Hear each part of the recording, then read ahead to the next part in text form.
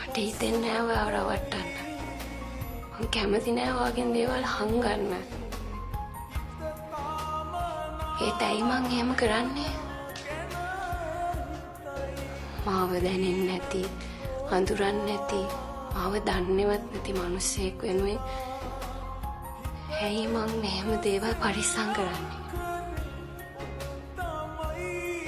ඔයා මට නොදෙන ආදරේ මං හොයාගෙන ගියොත් ඔයා මගෙත් එක්ක තරහ වෙනවද?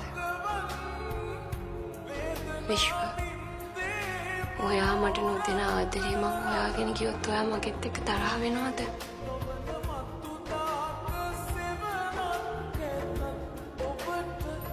නෑ නෑ මං එහෙම කාවත් හොයාගෙන යන්නේ.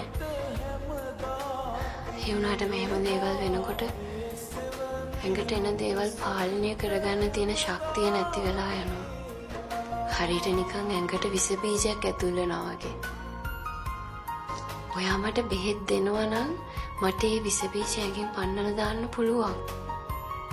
හැබැයි කිසිම බෙහෙතක් නැත්තම් ඒ විස බීජ හිත ඇතුළේ උඩු දුවනවා. විශ්ව, විශ්ව, ඇහුණද මං කියපු දේ? මොකද? ඇහුණද මං කියපු දේ? මොකද කිව්වේ? නෑ මොකුත් කිව්වේ නෑ. ඔයාගේ හීන පාට කරලා ඉවරනාට පස්සේ කන්න එන්න විශ්ව. ඔයා දකින්නේ හීන තරම් ලස්සනට ඔයාගේ හිත රස කරන්න මන් දන්නේ නෑ.